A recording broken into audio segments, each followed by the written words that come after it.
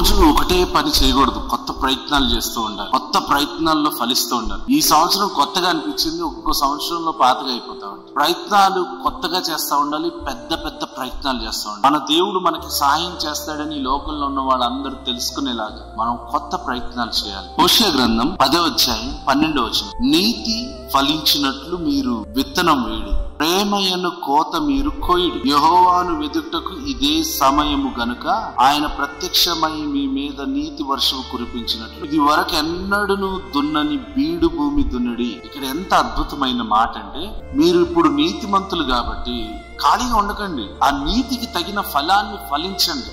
ఇంతకు ముందు ఎన్నడూ దున్నని బీడు భూమిని దున్నండి అని ఇజ్రాయేలీకి చెప్తున్నాడు హోషేయ.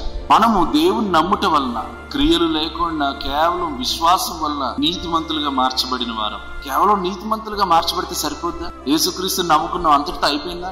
యేసుక్రీస్తు నమ్ముకోవడం వల్ల మన జీవితాలు ఎంత అద్భుతంగా ఉన్నాయో 10 మంది తెలుసుకునే విధంగా ఇంతకు ముందు ఎన్నడూ ప్రయత్నించని ప్రయత్నాలు ప్రయత్నించి సఫలపరచబడి ఆశీర్వదించబడి అందరికంటే ఉన్నతమైన స్థానంలో ఉండి చూపించాలి. నా దేవుడు బలవంతుడు, మన దేవుడు గొప్పోడని బైబిల్లో నుంచి వచనాలు ఈ లోకంలో ఉన్న వ్యక్తులకు చూపించకూడదు. ఎందుకో తెలుసా? పేతురు దగ్గర బైబిల్ లేదు, ఆ 12 మంది శిష్యుల దగ్గర బైబిల్ లేదు, మొదట రక్షించబడిన 3000 మంది దగ్గర కూడా బైబిల్ లేదు, తర్వాత రక్షించబడ్డ కొర్నేలి కుటుంబంలో కూడా బైబిల్ లేదు. వారందరూ వాక్యాన్ని వారి జీవితాల్లో చూపించారు. మన జీవితంలో కూడా మనం విత్తనం వేసి ఫలించాలి, ఫలిస్తూనే ఉండాలి. ఎందుకంటే యేసుక్రీస్తు వారి యోహాను సువార్తలో మీరు ఫలించుట వలన నా తండ్రి మహిమపరచబడతాడు అని అద్భుతమైన మాట చెప్పినారు. ఫలించి దేవునికి మహిమకరంగా జీవిద్దాం. God bless you.